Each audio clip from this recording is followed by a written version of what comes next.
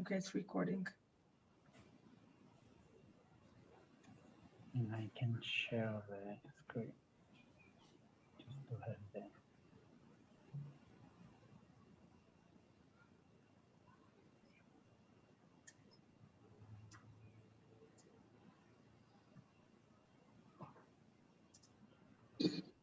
By the way, Hebrew and English. In Hebrew, we think from right to the left, so or jump. So it's going this way, but it's in English, so you need to compensate on these two things. Okay, so I think we can start because it's 4:15 and everyone is rushing. So hello everyone and welcome to our very exciting Mainz Bar Ilan mini conference that will be on Wednesday this week and the next 2 weeks. And we will start with some greetings from important figures in our departments, in our faculties. So we'll start with Professor Dr. Gregor Dashman. He is the Dean of the Faculty of Social Science, and some other names including sport at Johannes Gutenberg University in Mainz. So the floor is yours. Thank you, Yossi. I hope everybody can hear me quite well. I will only attend the first few minutes of your meeting because what you see in behind is not my home. It's a hotel room somewhere far from our university. I'm in a closed shop together with my co-author. We are writing a book about fan communication and fan customers. And we just left the university behind to get in some closed room where nobody disturbs us. So I'm just here sitting alone in a hotel, 2 people alone in a hotel, no employees, nobody there. We have a key for the house and we care for our own food and we are writing and writing and writing. At least we pretend to do. This is the reason why I sit in this setting. And why I only can join you at the beginning of your conference. Nevertheless, I want to take the possibility to send a few greetings, a few welcoming words at the kickoff meeting you have today. And first of all, of course, it is a pity for all of us that we can do these things only on the remote digital way. It makes possibilities for low cost for meetings, but on the other hand, the possibility to see somebody face to face, to get friendships, to get contacts. We all miss this, you miss this too. And you know, in Germany, we are still quite far away from being through with vaccination. I guess Yossi has told you that we still have a hard lockdown. Yossi always tells me how disappointed he is about the German way we organize it. And I guess this is, especially this comment is already something which is already close to your topics because it's something about national stereotypes and perceptions of majorities and minorities. And this perception, the Germans, they are well organized and they will do this vaccination thing very fast. This is only a stereotype we have between nationalities. And if you ask Yossi what is running wrong in Germany, I guess, meanwhile, he has such a list of it. We're talking very often about this. I want to say, everybody, welcome. I have heard and read some names of Jill Diesendruck, of Rivka Tuval, and of all the others I see here, and of course of Gilly Hartal, who is the one who does the first presentation as I get in the program, right? Good luck. This is a historical moment, so to say, you make the kickoff. I'm very glad that we have such possibilities because Yossi told you before we began, it's about 2.5 years ago when he came to us. And since Yossi is here, our collaboration with Israel is growing and growing, and I'm very, very happy to see this, and I hope we can make this further and further. And to the topic you are talking about, I think what is happening in Germany at the moment is quite interesting concerning your topics. If you talk about gender and minorities and perception of gender and minorities within or without the media. Well, in Germany, for many decades, there was, due to the German crimes of the 20th century, a somehow positive development in treating minorities and in a sensitive way in public opinion, how to get along with minorities. And since about 10 years, since the upcoming of the new right-wing party AfD, things have changed again in a direction we didn't thought it would come this way. In the last 10 years, there's still discrimination, racism, anti-Semitism in Germany, but there are a lot of people who dare again to pronounce this in public. And this is somehow very disturbing, because we thought we would have cut this at the root, but obviously we haven't. And so as social scientists, I think it is very, very important for us to deal with these things, to take a look on the way, how come these perceptions up, how come these prejudices and these stereotypes again and again in the public discussion, and what is the role of media in this way. And I just got a call 1 hour ago from the largest German broadcasting company, because we have on 3rd May, this is next Monday, the day of the freedom of the press in Germany. And the Reporters Sans Frontières, Journalists Sans Frontières, who make the worldwide studies about it, they graded Germany down from rank 11 to 13 in the matter of press freedom. And this is because we have the experience in the last year that journalists in Germany, when they get on these public demonstrations of the people who are against the corona measurements of the government, that these journalists make the experience that they really get attacked by people joining the demonstration, and that the German police does not care for giving shelter to the journalists.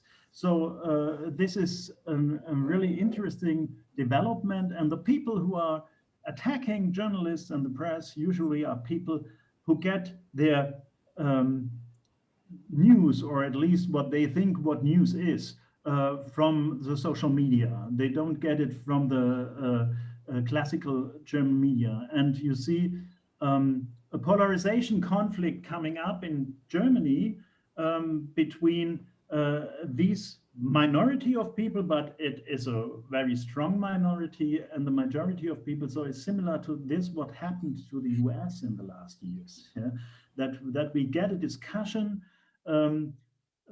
between minorities and majorities within the society, where people do not discuss with each other, but just have different points, and they don't make exchange of meaning on opinions and something like this. So I think for all social scientists, it is very important to help that a company, a society is able to be tolerant and to discuss with each other. And if we lose this ability, we lose the ability to live together in peace. And this is really something we all should care about. So I'm very glad that you have a conference across borders, across cultures, about such topics which are so serious and important. And I always get the experience with Yossi together, that even if Yossi and me are talking about something, how is life in Israel, how is life in Germany, we all always make the experience that we still have our own national stereotypes. It was not long ago when Yossi said to me, "Now you talk like a typical German." Yeah. And I said, "What's the point? I am German." And then he said, "Yes, but you are no typical German." And I was a little bit puzzled. And then he said, "I'll take it as a compliment." So if you work together with Yossi, you can always learn a lot of about yourself. Yeah. So I really love this guy, and it's great that he is in Mainz, and I hope this will be a very, very close connection for a lot of years. But I wish you all who join this conference and who participate in this exchange, I wish you all a similar experience, that the perspectives you get from the others, that they help you to learn something about the others and something about yourself. So have a nice conference, good luck, and thank you for your attention. Thank you. Thank you, Gregor. And now we'll go to Professor Gil Hartal. I hope I pronounce it right. The head of the interdisciplinary unit at the Bar-Ilan University, the dean of the interdisciplinary unit at the Bar-Ilan University. Thank you very much, Yossi. Good evening to everybody. It is really a pleasure to be here opening also this conference. This is a unique opportunity for the faculty and students here in Israel and in Germany and elsewhere to meet and discuss issues of great importance both to theory and practice. I think there isn't a single day that goes by, or perhaps even an hour, in which grave events related to the issues to be discussed here don't come up. So congratulations, Gilly, Yossi, you're the partners on the organization of this conference. There used to be a belief in the West that, to some extent there still is, that in order to resolve interracial tensions, biases, and stereotypes, we should make ourselves blind to race. Let's prevent the essentialization of races by not talking about race at all. Let our kids believe there's no such thing as whites and blacks, and that instead we're all people. That way, the treatment of whites and blacks as equals would come naturally. There are many criticisms to this approach. Some are grounded on empirical findings. For instance, can kids really be blind to race? But other criticisms are more principled. In particular, whites and blacks should not be treated as equals. Not because they're not biologically equal, but because historical, societal, cultural, and political factors made them not equal. Their circumstances, their rights, their opportunities, even some of their skills and dispositions have been twisted and skewed by such structural factors. So on the one hand, of course, we should strive to conceive of and treat blacks and whites in the same way. But on the other hand, we need to call attention to the structural factors that to some extent homogenize blacks, making them different from whites. Arguably, a similar conundrum applies to the struggles of women and LGBTQ individuals. Gayatri Spivak coined the term strategic essentialism to describe the phenomenon by which minority or marginalized groups, for instance, women and LGBTQ individuals, intentionally overlook within group differences so as to create a unitary bloc collaborating towards a common goal, such as demanding particular rights. Elizabeth Grosz noted the unenviable position in which such a stand puts feminism. As she writes, on the one hand, if we are not justified in taking women as a category, what political grounding does feminism have? On the other hand, as Grosz and others note, this kind of strategy plays into the hands of the majority's interest in maintaining power and privileged individuals and in endorsing the stratification of social hierarchies. This concern led Spivak to reject her own term of strategic essentialism some 20 years after she coined it. So how can this catch be overcome? How can one highlight the forest without blurring the trees? Unfortunately, I cannot stake for all the talks, but my impression for looking at some of the titles is that many of you indeed are attempting to answer this all-important and challenging question. Notions like agency, talking about ambiguities, asking when stereotypes do not predict discrimination, or thinking about equalization versus normalization, all provide very promising avenues for resolving this tension. So I wish you all an illuminating and productive conference. Thank you all. Thank you. And now we'll go to Professor Rivka Tuval-Mashiach, the head of the Gender Studies program in Bar-Ilan University. Floor is yours. Thank you, Yossi. I promise to be short because I know you already want to listen to the speakers of today's mini conference. Dear colleagues, friends, researchers, and students from Germany, from Israel, and from all other countries, I'm very excited and glad to welcome you and open the series on perspectives on media and gender in Israel. This event could not have happened without the vision of two key figures, Dr. Yossi David from Johannes Gutenberg University in Germany, and Dr. Gilly Hartal from our gender program in Bar-Ilan. Yossi and Gilly, who started to work together and collaborate in the research, initiated what I'm hoping will be the beginning of a great source for the exchange of ideas, knowledge, and mutual interests. The COVID-19 pandemic has threatened to change the world we know, both in terms of the physical borders as well as the battle relating to the pandemic. Each country was left to cope by her own. Suddenly, physical exchange between countries became seriously limited and forbidden. In a way, the pandemic created a threat on the ability for exchange. No tourists, no vaccinations, no knowledge. Several times, and I'm sure Yossi and Gilly remember this, several times we were hoping that our students will be able to fly to Germany and meet with students and immerse themselves with a learning experience.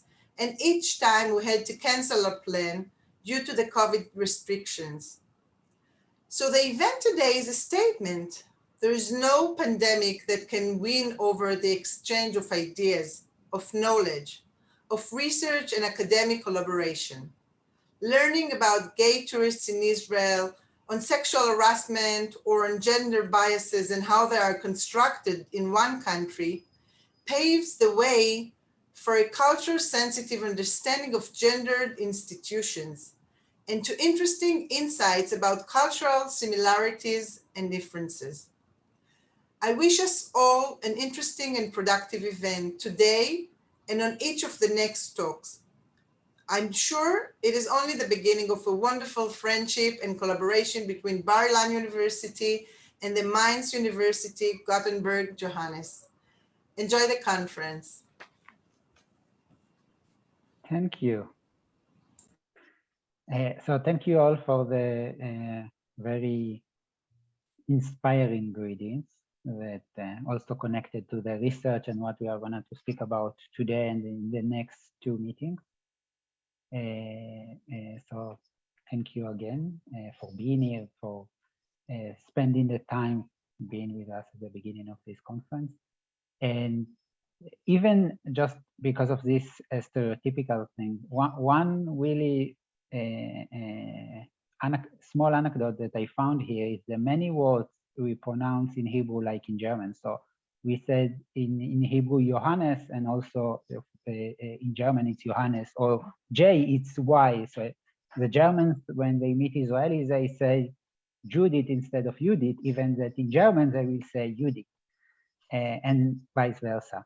So this is just a small anecdote about what we perceive the other nation because of the language and speak differently, even though this is similar, but we will have a lot of it. So thank you. And now I will just jump into the conference. So first of all, for all the, welcome to all the students and all the participants. And of course, you are more than welcome to stay and listen. But we'll start with a bit housekeeping rules, just to make sure that everyone is on the same page. So first of all, make sure that your audio is off all the time, just that we won't have any noise and problems around. If you have a question, please use the chat, write on the chat. When we will have the Q&A at the end, we will explain how we will do it based on the amount of questions. If you have technical issues, it will help to contact the university IT. And that's all for the introduction. Now I'm welcome Dr. Gilly Hartal from the Gender Studies program at Bar-Ilan University that will present in the next about 20 minutes about gay tourism in Israel. The title of our research is How to Produce Urban Social Value. Gilly, the floor is you. Thank you. Just a second, I have to spotlight myself. Okay. So it's a bit funny to talk about gay tourism during COVID because there are no tourists. So I hope this brings good memories to all of you, hopefully. And maybe some tourists will come to this year's parade. I think the municipality is talking about it again. So in this talk, I wish to present and analyze a sequence of events that took place in early 2016. So it's about 5.5, 6 years ago. And I'm going to talk about the case study of the promotion of gay tourism to Tel Aviv. My question is, how does the neoliberal logic that undergirds gay tourism initiatives produce a lesbian, gay, bisexual, and transgender, or what I will say LGBT rights discourses in Israel? Based on a year of ethnographic fieldwork, my claim is, just a second, there is a problem with the share screen that Zoom is telling me. We see your presentation before. Do you see it now? Because Zoom told me it doesn't. Now, yes. Now okay. We see. So based on a year of ethnographic fieldwork, what I'm gonna argue is that the process involved in the increase of gay tourism to Tel Aviv engendered confusion between rights achievements and recognition, or other modes and kinds of recognition, which are anchored in national and municipal support, which encourage fragmentation within the Israeli LGBT community, using spaces that were once mobilized to enable a queer oppositional culture. And this political process reproduced capitalist logics in urban spaces, and it constructed LGBT individuals as valued products, solely based on their promotion of the urban space of Tel Aviv to other gay tourists. And this process reproduced Tel Aviv as a gay heaven and as a homonational hub. So I will show how neoliberal interests and the logics that undergird neoliberalism produced a local LGBT form of valuation and constructed the spatial politics of LGBT value, differentiating between the urban space from the national space. And when I'm talking about urban, I'm talking about Tel Aviv, of course. So since the decriminalization of sodomy in Israel, it was in 1988, many rights achievements were made, legislation, litigation, many kinds of processes. And today, even though Israel does not allow for same-sex marriage, it does recognize LGBT relationships and other LGBT personal rights. And you can see some of the achievements on the screen. However, LGBT inclusivity is intensified in Tel Aviv. It's the largest urban area in Israel, and the city is perceived as the natural and maybe even the only home for LGBTs in Israel. And it's considered a space of belonging, or people say it's like a gay heaven, with a municipal gay center in the heart of the city, which symbolizes, maintains, and reproduces the community's social and political power. And the municipality sponsors the Tel Aviv Pride Parade, even though there is going to be a change this year, but let's wait and see how it goes. The municipality launches a campaign to promote gay tourism each year, video clips, and produces the parade itself. So Tel Aviv is framed as a unique space. It's like a bubble, the opposite of all other space in Israel. And it's not only regarding the LGBT issues, it's regarding liberalism in general. So Israeli society is a conservative society, and there's a blur between church and state, between religious and non-religious national processes. And Israel presents a dissonance between a mostly traditional society and the visuals of acceptance of LGBT individuals and politics within Tel Aviv.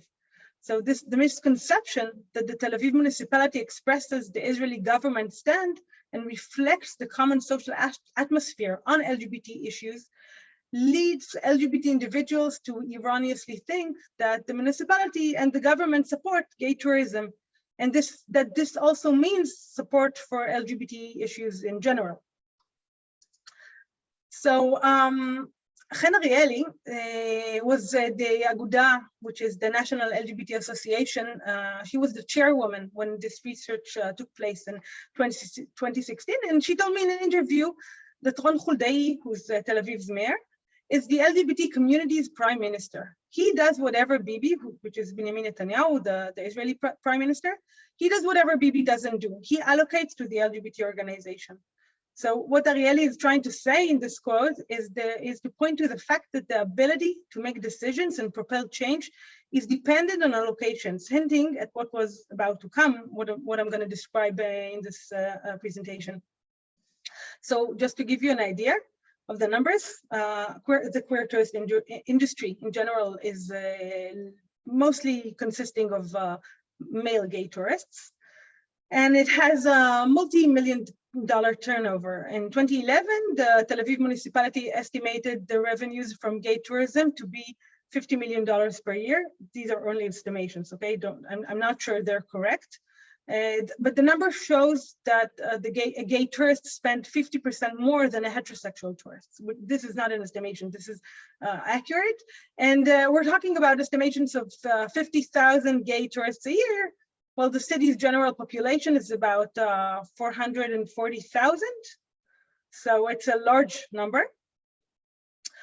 The beginning of the paradoxical story I'm about to tell you was in February 2016. It was the first ever LGBT Rights Day at the Knesset, which is the Israeli parliament. You can see a picture of it here.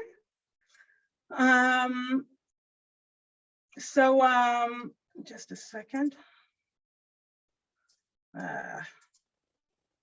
You just saw the end. So the parliament had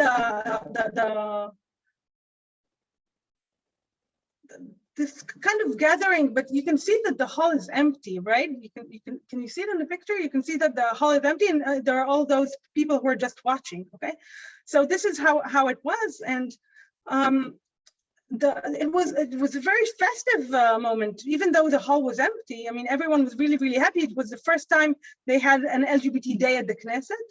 And it was a joyous atmosphere of inclusion and LGBT visibility, like a national-wide kind of visibility. And this was undermined very, very soon, the next day, because there was a rejection of all the bills. 6 bills were discussed that day. And all of them were rejected. For instance, the rejection of the civil marriage bill, and the rejection of a proposal to recognize bereaved widow in same-sex couples. And the Aguda, the National LGBT Organization, responded with a viral campaign you can see on the screen, which is kind of funny, I think, demanding the government to increase the allocation and promote LGBT equality. Of course, nothing happened by then. So surprisingly, 1 month later, Ynet, which is a major, maybe even the largest daily news website, announced that the Ministry of Tourism would invest 11 million shekels, which is approximately $2.8 million, I think, maybe even a little bit less, in an international campaign. So the Ministry of Tourism is investing a lot of money in a campaign to promote gay tourism to Tel Aviv. So just so you understand, the local LGBT organizations receive less than 10% for their work. About $1.5 million shekels, which is not the same as 11 million shekels. And this was unprecedented. Very, very large sponsorship, which received conflicting responses from the LGBT community, ranging from criticism which focused on anger over incorrect distribution of money, spending the money on tourism campaigns instead of supporting the Israeli LGBT organizations, self-help organizations, cultural organizations, and some criticism over the not-so-hitting government agenda of pinkwashing. To celebration, some did celebrate and were very, very happy for the LGBT community's success because this represented an official recognition from the government of LGBT interest in issues. So the Aguda responded in the media, and they were saying that it was gratifying to have government support, but they called for other government offices and ministers to follow suit and allocate some money for the organizations. So just to experience the campaign, it began with billboards saying, imagine London, Berlin, Madrid, it was all over Europe and in the US, without gays. And this invited criticism from all those who call for deportation of gays, because it seems like they just want to send everyone away. And this was supposed to be followed by a second part of the campaign. The second part was the answer to the question where did all the gays go? And obviously they all went to Tel Aviv. So even though the Minister of Tourism canceled the campaign because of the criticism, the problematic ad still ended up on billboards for all to see. So this was all over Europe. 2 weeks after the cancellation of the campaign, social media were still raging.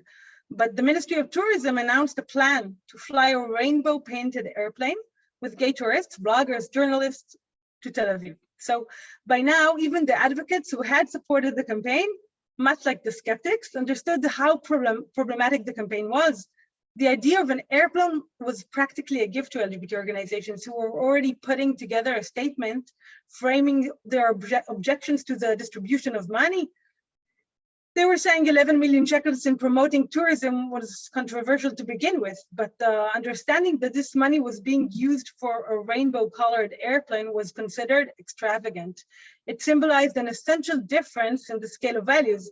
While the LGBT community thought the investment was a sign of acceptance and LGBT normalization, the government wanted to invest in promoting Israel's image for the economic value of tourism. So Pili Shani, the deputy head of marketing in the Ministry of Tourism, explained, it is clear that the goal is to bring people to Tel Aviv, to Israel, and not to promote the LGBT community. So no one was hiding these messages, it was out there. Yaniv Weizman, who was then a city councilman and the mayor advisor on LGBT issues, posted on Facebook, and he wrote, I'm just reading one excerpt from the whole quote. If the state of Israel wants to build a partnership with the gay community, like the partnership the community has with the Tel Aviv municipality in the past decades, they have to understand it comes with a price. And this price does not come down to tourism campaign financing. We need real investment in the community, in community organizations, and in promoting full equality for LGBT individuals. So as opposed to claiming rights on the basis of citizenship or on the basis of discrimination, what was implicit in this post was that the use of the community's economic value is attached here to attract tourists and construct the sexiness of Tel Aviv's urban space.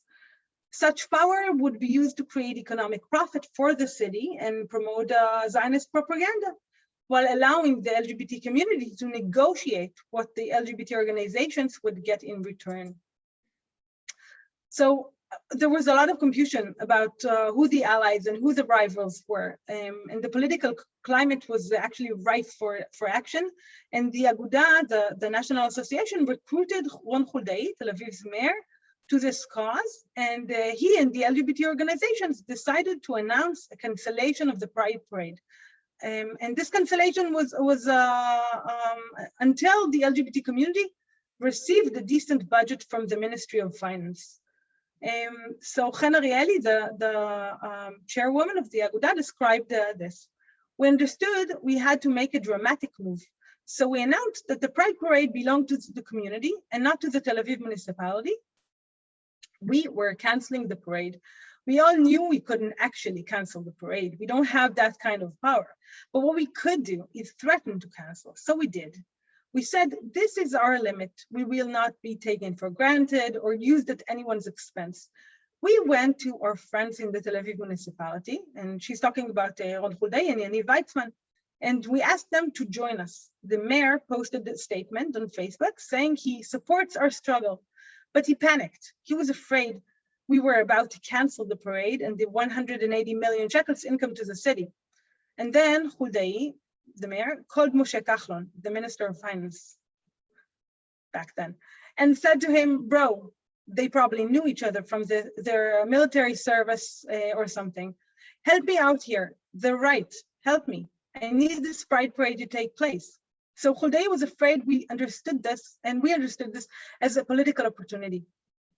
So the discussion of how they know each other from the military is actually the interviewee, Arieli, is trying to explain to me how he was enabled to call him like that, like just pick up the phone and call him. And this is a very cultural Israeli issue, because some men know each other from the military service, and this enables them like a closed network in which they can use their connections to each other to promote their agenda. So she's kind of telling me that they probably know each other from back then, and this is what enables him to get things done. But what could not be done via legislation or normative politics is accomplished instead by LGBT individuals' symbolic spatial power, because the mayor is mobilized to act on behalf of the LGBT community here. And he's not used in order to demand equality and not in order to demand legislation. But what they're using Huldai for is to increase the LGBT organization's budget. This is what they're asking for. They're not asking for any change, only for money. So Efrat Olkowski, which was a city councilman then, a councilwoman, she was working on the parade that year. She told me, and she's talking about Yaniv Weizman and herself, we went to the mayor and told him that we might need to make some changes. The city can put on a parade without the community, but we came to him and we said that this was unreasonable. So the mayor thought 11 million shekels was something we should be glad of. So we explained to him why this wasn't so. Okay, so she's actually telling us that Huldai didn't think this was a bad thing, but they persuaded him that it's better for them that he doesn't produce the parade and he stops everything until the community gets the money. So he sort of understood. We said that we would not work without the community involvement and participation. 2 days later, he calls Yaniv to tell him that he spoke with the Minister of Finance and that he told him that he didn't know the community had no budget. And the minister said that he could transfer 1.5 million shekels. So if he did transfer 1.5, that would be 3 in total instead of 11. So this later became the basis for negotiation because the organizations wanted 11 million, not 1.5. So there is a clear oh, you're not saying this, right? Okay, now you're saying it. So there's a clear hierarchy here, right? LGBT individuals can use the Pride Parade and they use it for protests because they bring in a lot of money for the city with the tourism. And in turn, they help the LGBT community organizations receive a much smaller budget from the government, but this budget is guaranteed as long as they keep on being sexy and festive, as long as they preserve the urban Middle Eastern flavor of Tel Aviv, welcoming the tourists. So the end of the story came in October 2016, that the same year. Actually, it never ended, but that was the end of the story I'm going to tell you. When the LGBT city council members and activists announced that following a series of meetings with the Minister of Finance, it was agreed that LGBT organizations will receive a 10 million shekels annual budget. And they already had 1.5, that means 11.5 annual budget, which equalizes it to the budget for tourism. However, I must say this ending remains ambiguous because it keeps on getting distorted and undercut since court rulings are either postponed or decided on a case-to-case basis. with no precedents being made, making it impossible to achieve LGBT rights in Israel. So the urban celebration of gay freedom continues, and tourists visit Tel Aviv, except for the last year, and politicians use this tourism for their benefit and for pinkwashing. Ironically, at the Israeli courts, nothing is happening, and they declared lesbian motherhood as unnatural in 2017. And Tel Aviv Pride Parade, the British float was dedicated to LGBT families, and the courts are declaring lesbian motherhood unnatural. This is a real paradox, I think. And this is maybe part of my argument, because it reveals the politics of very bad consequences for the progression of LGBT rights. I would say this is a stuck political economy. So what I want to do now for the conclusion, I want to step back from the controversy itself, what happened in 2016, and analyze what it reveals about the neoliberal urban politics of LGBT value and valuation and its break from rights politics. And I think it reflects a logical and a qualitative change of value. While LGBT subjects were previously viewed as despicable and shameful, possessing a dangerous and maybe even sick and infectious sexuality, now, at least in Tel Aviv, but in a lot of parts of the Western world, they're viewed as a good investment, as subjects who can create economic wealth, as well as maybe provide good PR in the national sense. And gay tourism engendered great appreciation for the LGBT community in Tel Aviv, in the bubble. And it was precisely because this amalgamation of interests, the interests of the city and the interest of the community. So this is not based on liberal discourses of tolerance or on a new legislation that motivated social change. It is based on a conversion of economic capital into symbolic and cultural capital through the use of urban space, the beach, the pride parade, parties, bars. And this process is rooted in an economic logic. This is why its potential to lead to legislative change is very limited. It narrows the chances for resistance and subversion to neoliberal logics, because even opposition is met with containment. So what is emerging is a new kind of resistance and a new kind of function of normativity. Both are enmeshed in a logic of LGBT urban value. And while the state often uses LGBT rights to achieve a public notion that it's progressive towards minorities and towards LGBTs, the negotiation between the municipality and the state actually reveal that the interests and positionalities are completely different. So what I'm talking here is about a different mode of homonationalism and different mode of inclusion. The national inclusion, which has its interests, and urban inclusion, which has, I would say, capital interests. Thank you.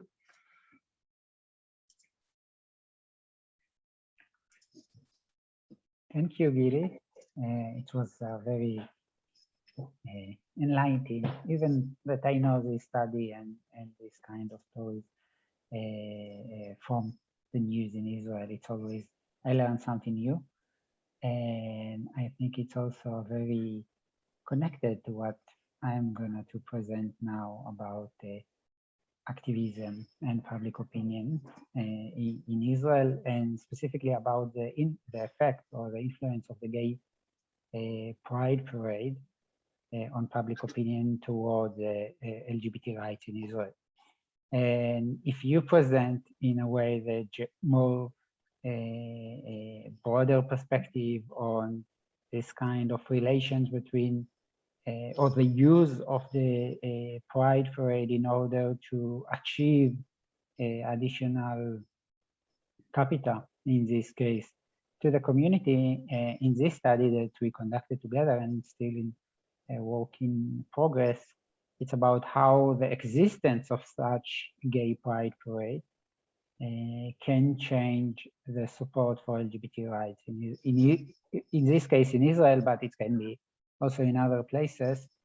So I will just start briefly with the theoretical framework, where we go from social psychology of intergroup communication and theories about how or what motivates public opinion and behavior of people, how people actually organize their knowledge and their understanding, attitudes, and especially behavior toward groups, even if sometimes it's the wrong attitude or the way or something that they doesn't supposed to do. And within this kind of studies, we look specifically on the influence of activism on public opinion. So how activities or how activism can actually change public opinion. And there's many studies from since the 50s, and especially in the last decade, since the Arab Spring and Occupy Wall Street, about the ways in which activism can influence opinion of people for shorter time and also for longer time. And this is what we want to take in consideration. And the other main theoretical approach, it's also connected to social psychology and public opinion studies. It's about how contact, some kind of interpersonal or mediated, so through the media, contact with other members for minority group or marginalized group, actually can influence our prejudice, stereotyping, and attitudes at the end toward a marginalized group like the LGBT, in this case, the LGBT community, but it's also against many other groups. And before I will go into our study, I brought you some comparative data from the European Social Survey, because I think it's important to put Israel in some kind of context. And since we have here students from different countries, I think it will be, it can help to like understand the situation and where we are. So in the European Social Survey Round 8 that was published in 2016, they asked 3 questions about LGBT rights. The scale was between 1 to 5, and 3 it's like neither agree, neither disagree. So I will show you the agree and disagree without the middle category. One category was about that gay, they use gay and lesbian as a reference to LGBT because most of the people doesn't know still, also in Europe, what is LGBT. So gay lesbians should be free to live their own life as they wish. Do you agree or disagree? The second question was, do you, if a close family member was a gay man or lesbian, I will feel ashamed. So the other way around. So as if someone agrees, less supporter, let's say. And if they allow to adopt children, so it's also connected to the adopting children that Gilly spoke about before in Israel. So, but just make sure that you remember that the middle question is the other way around. So that you should look on the data the other way around. So let's start with the first question about they should live their life as they wish. So we can see, I just mark here Israel, the median of Israel. The blue is agree, the people that agree that they should live their life as they wish, and disagree without the neither agree, neither disagree. So without the middle category. There's no much surprise here. So Russia and countries from the Eastern European side in this kind, in the right side, the people that less support for this kind of action, and Iceland, Netherlands, Sweden, Norway on the other side. Israel in general here, I add category for Jewish Israelis because our studies in Jewish Israel, it's a bit closer to the Western European, but still here. Germany, for example, the country that we are sitting here, it's in the other side, or the other third at least, of the slide. So this is the opinion about, in general, like general perspective. on the average of each country of support, the gay and lesbian should free to live their life as they wish. I take the data and analyze it to some demographic categories within the Israeli society. So we have the people that support for it that are 71% more or less, and we can say that women are more support for it than men. It's also in line with many theories. We have quite interesting change in socioeconomic status. The people from lower socioeconomic status and higher socioeconomic status have less support than the people in the average. It's may connected also to this that young people are usually here and older generation are here and others here. And when we look on left and right, this is like the classical, the left with the highest, similar to the parties, the right with the lowest support, and the center in the middle. So we have this kind of perspective. Now let's look on the shame if a close family member is a gay or lesbian. So we can see that in this case, Israel in even worse position compared to the other countries. There is no really much change in most of the countries. So more or less the same countries are at this side and the same countries are here. There's a big change, but generally the pattern is more or less the same. Germany is here in this side, and Israel in general, it's even moving a bit more to the right.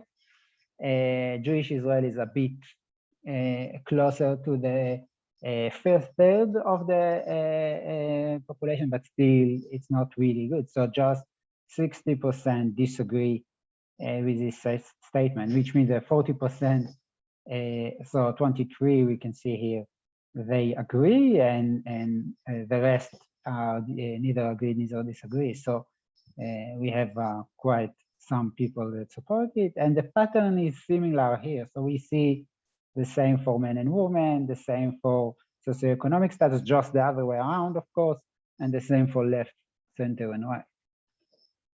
When we go to the last question about adopting children, here we can see a bit a different pattern.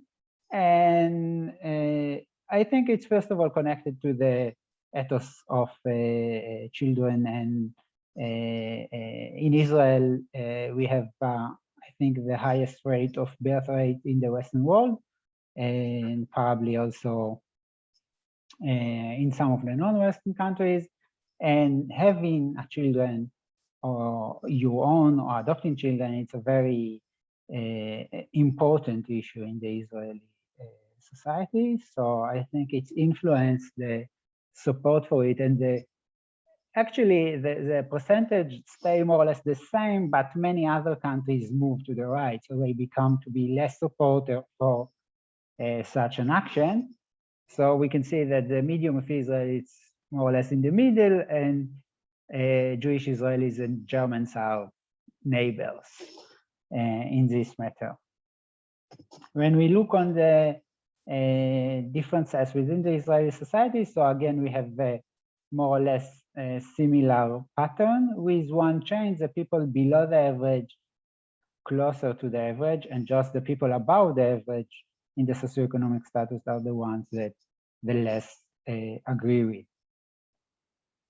So this was just a broader perspective to the international perspective and some comparison within the Israeli society based on the demographics. And now let's go into our study, our data. So we want to understand how this gay pride parade and contact with the other can affect the attitude toward them. And our first hypothesis is that negative emotions will decrease. This is the minus willingness to support the LGBT rights. And positive emotions will increase. This is the plus. And we analyze, I will show you immediately, we take data from two cities, one with pride parade, one without. And so city with pride parade will have more willingness to support LGBT rights, less negative emotions, and more positive emotions. And this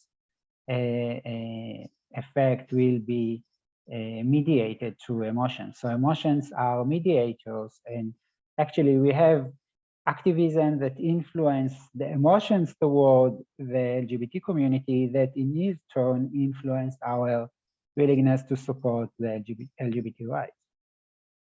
What we have done, it's called quasi-experimental design. We take the Pride parade in one city, Ashdod, a city in southern Israel, medium-sized city, more or less like Mainz. In Israel, it's medium. In Germany, it's small. In the size of the population, around 200,000 residents. And we ran a survey before the Pride and after the Pride, a few days before and after, to see what are the opinions before and after. This is just a short time study. The plan is to do it again when it will be possible after COVID, to see also a long time effect. And at the same time, we take additional cities, Bat Yam, that doesn't have a Pride parade, and we measure at the same time to control for this kind of other changes that maybe happen. And this is how it looks like. So we have the city with the Pride before and after, and the city without the Pride before and after. Yeah, some people disappeared in the middle. In the middle, it happened all the time. Now we measure emotions. We use existing scales to measure emotions based on previous studies that use it for negative and positive emotions toward the outgroup from various studies. And we ask about fear, anger, hatred, and contempt for the negative, and understanding, sympathy, and for the positive. We ask about willingness to support the LGBT rights, and here we have 5 questions. And one is support in interpersonal communication, support on social media, join a protest, general protest to support the LGBT community rights, join the Gay Pride Parade, this is more specific, and donate money to support the LGBT community right for equality. So this was the scale of willingness to support. And we also include the 3 questions from the European Social Survey as they are in the original form, so that we will have this kind of comparative perspective and some demographics that are important for this. So let's start with the emotions. I will go really briefly to leave some time for questions. So we can see that in the city with the Pride, there has a drop in the negative emotions, at least in the fear, anger, and contempt. At the hatred, we don't really see much differences, while in the city without, there's not much change. A bit smaller change here, but not major change. And we can say the same here in understanding and in sympathy, and here actually the effect is the other way around, so it's even stronger, and also in forgiveness. So we can see that the pattern is that in the cities with the Pride, we have less negative emotions and more positive emotions. When we look on the willingness to support, so we have each one of the 5 categories, we don't really see clear patterns, so it's more or less the same, beside the willingness to donate money.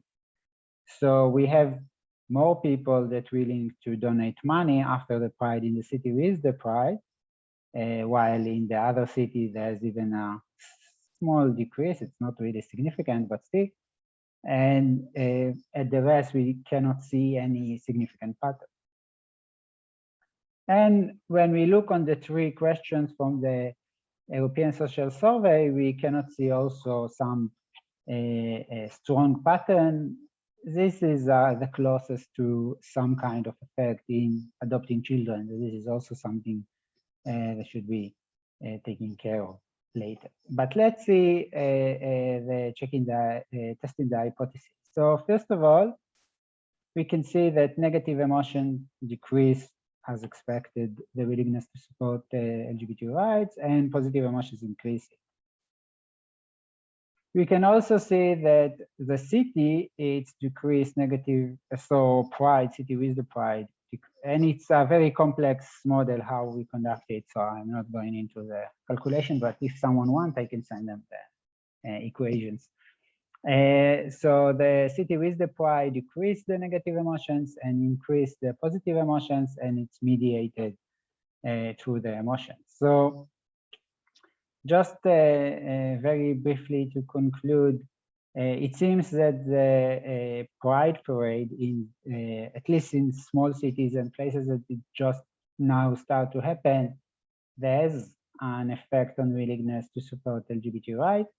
And this effect, it's mediated, so we cannot see it immediately as a direct effect, but as a mediated effect of negative emotions. And there has an important role to this kind of visibility and existence in the public sphere, even if there's some criticism about the way it's used and how it's done. And we plan to do it in some more additional cities and countries, and also to do some additional research about it. So this was all my presentation, or the research that I present. And I think we can go to some kind of discussion now. And maybe in order to help people to ask, we can stop the recording so that they will feel better about asking. And just a second, I'm stopping the recording.